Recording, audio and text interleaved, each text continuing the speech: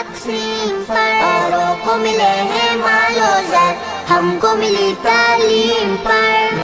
پہلی بات، دنیا میں حضور اللہ کا فضل کیسے، جس کے فضل کے بارے میں اللہ تعالیٰ امت کی بہتر شان بیان کرتے ہوئے فرماتا ہے کنتم خیر امتی اخرجت للناس، تم بہترین امت ہو۔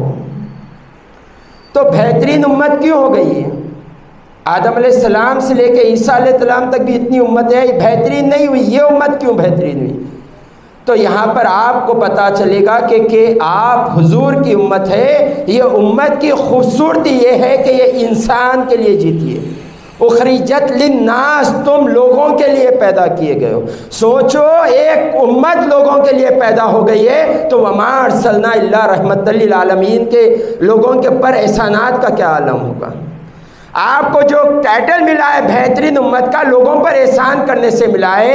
اگر سوچے لوگوں پر احسان آپ کا صرف یہ ہے کہ آپ برائیوں سے بچاتے ہو، نیکیوں کی دعوت دیتے، وہ حضور جو کہتے ہیں تم جہنم کے طرف چلے گئے تھے، میں نے تمہیں وہاں سے کھینچ کر لایا، کیا یہ رحمت نہیں ہوئی؟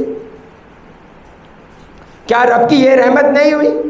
اور آپ دیکھیں آدم علیہ السلام سے عیسیٰ علیہ السلام تک ہر ایک نبی کی زندگی کو پڑھے آپ، کم و بیش 1,24,000 انبیاء ہیں۔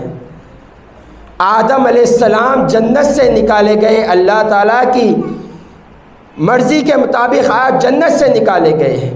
جب آپ نکالے گئے 300 سال آپ نے رویا رب کی بارگاہ میں، توبہ کی، یعنی اللہ سے رجوع کیا 300 سال۔ اور جب آدم علیہ السلام سے پوچھے آدم علیہ السلام 300 سال روئے، کیوں رہے؟ رب کی رضا کے لیے 300 سال روئے۔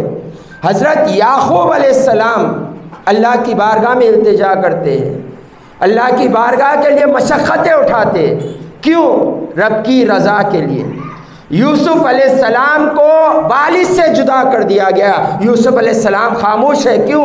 رب کی رضا کے لیے۔ یوسف علیہ السلام کو مصر کے بازار میں بیچ دیا گیا ہے، خاموش ہے، کیوں؟ رب کی رضا کے لیے۔ یوسف علیہ السلام کے اوپر تہمت لگائی گئی ہے، خاموش ہے، کیوں؟ رب کی رضا کے لیے۔ یوسف علیہ السلام کو تخت پر بٹھا دیا گیا ہے، خاموش ہے، رب کی رضا کے لیے۔ بھائی آتے ہیں تو معاف کر دیتے ہیں، کیوں؟ رب کی رضا کے لیے۔ حضرت موسیٰ علیہ السلام ساری زندگی موسیٰ علیہ السلام رب کی بارگاہ میں التجا کرتے رہے، اے اللہ مجھے حضرت موسیٰ نہ بنا، کلیم اللہ نہ بنا، تو اپنے محبوب کا امتی بنا دے۔ کیوں؟ موسیٰ جانتے تھے یہ امت کی فضیلت کیا ہے، ساری زندگی جو دعائیں کی، کیوں کی؟ رب کی رضا کے لیے کی۔ حضرت ابراہیم علیہ السلام ایک وقت تک اللہ نے اولاد نہیں دی، چپ بیٹھے، بڑھاپا تک آ گئے، خاموش بیٹھے، کیوں؟ رب کی رضا کے لیے۔ پھر اولاد دی اللہ نے بڑھاپے میں، اور کہا اپنی اولاد کو، اپنی زوجہ کو لے جاؤ، ویران میں چھوڑ کر آ جاؤ، چھوڑ کر آ گئے، کیوں؟ رب کی رضا کے لیے۔ پھر ابراہیم علیہ السلام کو حکم ہوا بیٹے کو لے کر جاؤ ذبح کر دو، کیوں؟